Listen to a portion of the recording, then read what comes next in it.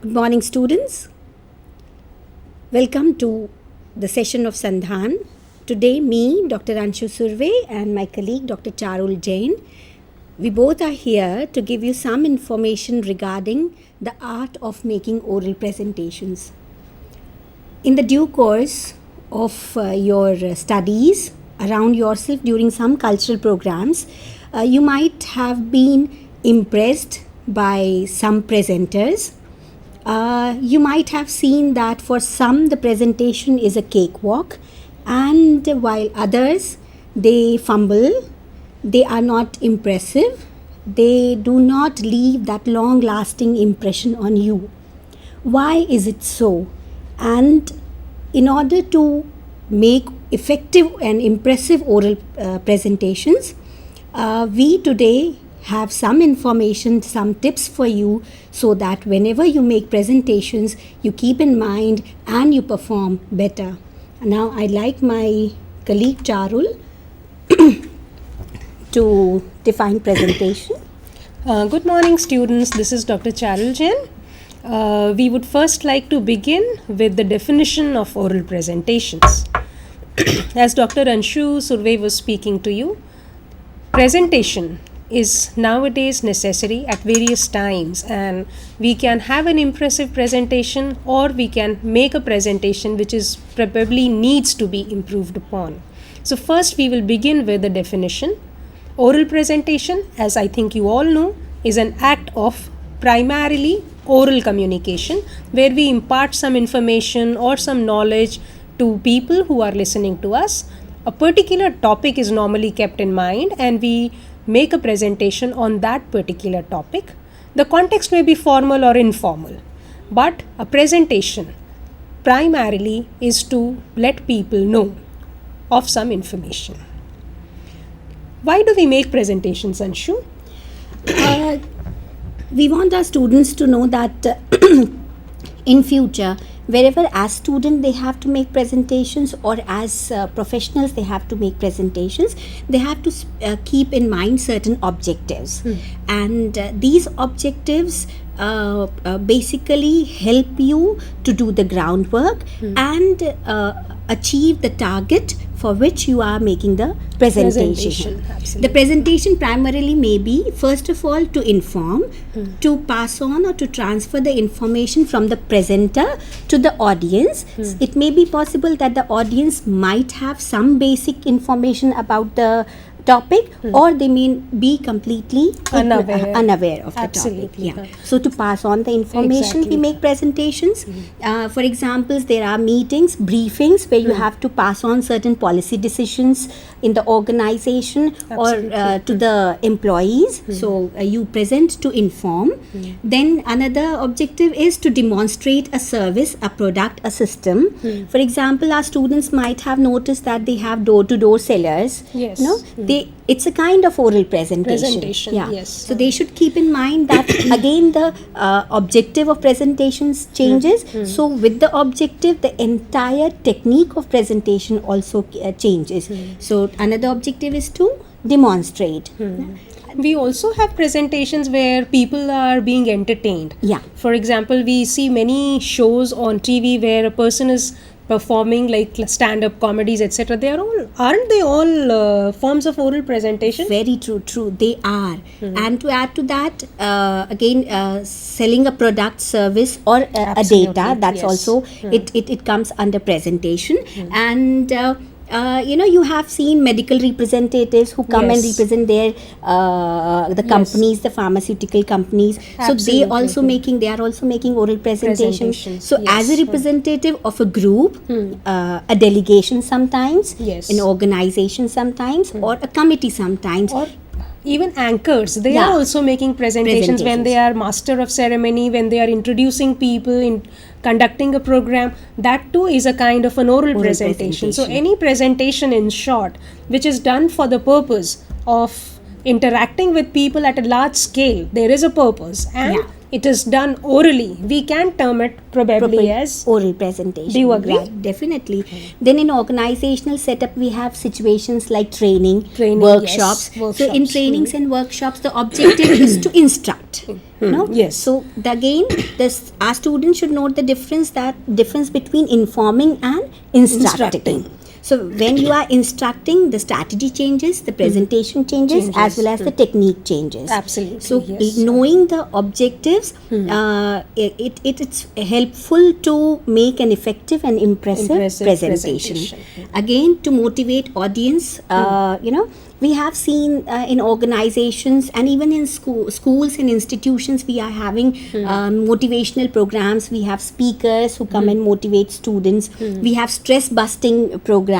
We have yes. counselors coming and making presentations. So here the objective is different. The objective is to motivate. So here we appeal to the emotions. Emotions, yes. Yeah. So again, the strategy changes here also. And we also have certain cases of presentations when students are often called upon to make an impromptu speech, or they have to debate in an organization or in a school or in a college where they are making a presentation, sometimes planned, sometimes unplanned. True. So there again, some skills are needed to make a presentation. Yeah. And some people, as you were mentioning in the beginning, some people are good at things themselves, but others can be trained. Yeah. People can learn how to make good The presentations. skill of making presentation can be inherent, Yes. spontaneous, and it can be acquired. Also, absolutely. So we both of us here are there to inform the students and let them acquire those Acquire the presentation skills, skills. yes. We want to the next slide.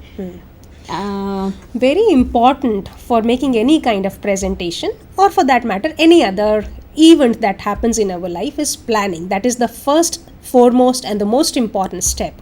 If we plan ahead of time, we will be able to make a good presentation.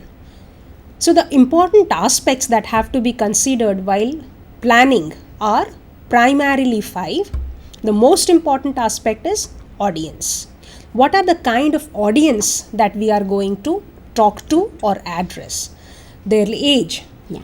If we are looking at school children, then the kind of information we present, the kind of language that we use for presenting would be very different from that of a college student or from that of working class people. Very true. So audience become very important. Yeah, and again, whether you need to know whether the audience belongs to the same field, Yes. the same stream, or a Exactly. different Different stream. stream, yes. And accordingly, as you have already mentioned, the age also matters. Yes. And if you are making a presentation in a formal setup, then you need to keep in mind whether the audience is junior or senior. Absolutely, very true. So yes. audience belonging to a homogeneous group or a heterogeneous group. Yes. Or to which culture do they belong? Belong to, Either you yes. are making presentation before, for example, say it's an all Gujarati kind of a presentation. So definitely your approach changes, your style, your language changes. But if you are making presentation before heterogeneous group, people belonging to different states, or even global audience. Yes. No? So we need to change our language, our presentation style and technique both. So that requires meticulous planning before presentation. Absolutely. Another important factor which I think plays an important role and which needs to be planned in advance is content. Very true. If we have to make a presentation, let us say take a very common topic, parking. We would have to gather information and present information that is relevant according to the audience that we are addressing. For every audience, we cannot present the same set of information. True. So we have to select our information in relevance with the kind of audience that we have. True. And another important factor that comes is time allotted. We may go on speaking for 3 hours on the same topic, but suppose we have only 20 minutes, we would definitely have to plan to speak only for 20 minutes and cannot go on for 25 or 30 minutes. And in that stipulated time, we need to introduce the topic, yes. build the topic, and Yes. conclude. Yes, definitely. So therefore, yes. time is very pertinent, very important Yes. while making presentation. Presentations. Another important aspect is spatial arrangement. This is I feel sometimes, ma'am, that this is ignored. Yes. And in non-verbal communication, we call it space distancing. If I'm right, Yes, if I'm not yes, wrong. So, one needs to keep in mind that in which zone you are making a presentation, whether yes. it is personal. So you need to keep in mind the distance, the arrangement, whether that arrangement is towards the center or again scattered. So Scattered, spatial arrangement needs to be kept in mind, because and you also have to keep in mind whether the room where your Yeah. presentation is being made is a small room which can have an audience of 30. So presentation for 30 audience would be different from a presentation of 100 audience. So we Very have true. to keep these things in mind in advance. Sometimes you may be able to give them some tasks to perform if a group is small, but if the group is large, having a task may not be possible. So planning definitely helps Yeah. us in arranging all these factors. And the last point that we need to let our students know is the aids, availability of the aids. aids, yes. Visual aids or audio-visual aids need to be planned well ahead of making a presentation, because with the technological support that is available, the same content or the information can be informed in a very simplified, clarified manner by using appropriate visual aids. Visual aids, And in yes. due course of our presentation, I think we will be discussing this in detail. Definitely. Now we move on to our next slide. When we plan our presentation, we have to pay specific attention to 3 parts of our speech or presentation: introduction, main body, and conclusion. For doing all this, we need to pay attention to gathering relevant information. As we said earlier, we have to see what information is relevant for what kind of audience and how much time we have. We also have to plan to organize our material so that we are able to cover whatever is relevant and our presentation becomes effective. And the last thing that we have to plan for is we have to present adequate necessary details so that we are able to convince or we are able to inform adequately our audience. It should not happen that we are not able to do our task properly and there are many questions which are left unanswered. So we have to plan to think what would be the requirements of the audience, what are the things that they are expecting to get from us. So we have to answer all such questions ourselves in advance and plan to answer all these questions to our audience as well. Yeah, and that leads to another pertinent question: why is planning necessary? We have already seen the steps of planning, but we also need to know why is it so significant. Yes. The main objective of making a presentation is to transfer the meaning from the presenter to the target audience. And I would underline the word target because we have also mentioned about audience analysis. So that should be kept in mind. And another reason for which planning is necessary is to complete the presentation in the desired time. And we also have to keep in mind that the presentation has to be tutored or monitored with the level of the audience that we are engaging with. Yeah. And we should definitely complete whatever we have set out to do. So if we have planned to give X amount of information to our audience, we should should see to it that all that information that is needed has been passed on to them, and that is why planning becomes very necessary. So we move on to the steps of planning a presentation. The very first and most important step is what is the topic that we are going to work on. Suppose we have been given that you have to present for 20 minutes on a particular topic in your classroom. So your first step would be to identify out of all the topics that you are studying, on which topic would you like to work on and which topic would you like to present. Of course, your interest plays an important role. Whatever you are interested in, you would love to gather more information about that and present the same topic in a more interesting and effective manner to your fellow friends. Yeah.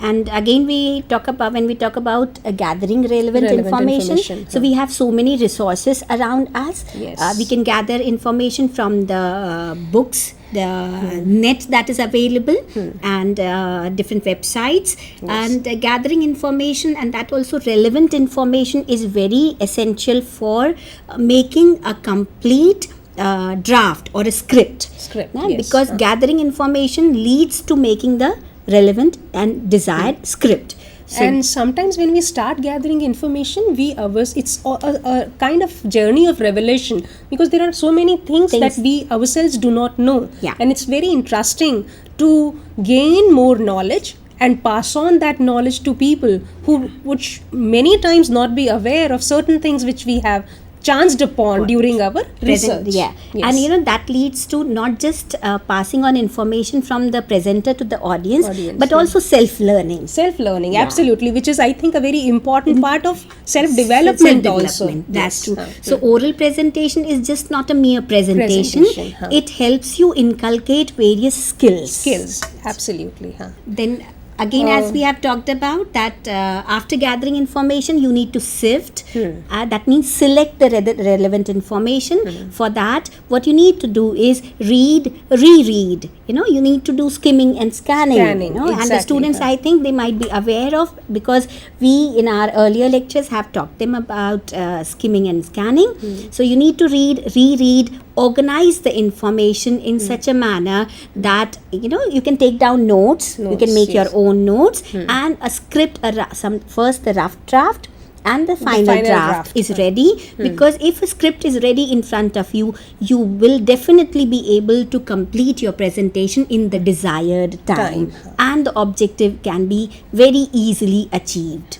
And we can also support our presentation by using some kind of audio visual aids. So at the stage of planning itself, we have to decide what information is best presented through visual medium and what information can be presented through verbal medium. So whatever visuals help students understand, if we can bring a chart or a graph or a picture, and if that helps understanding better,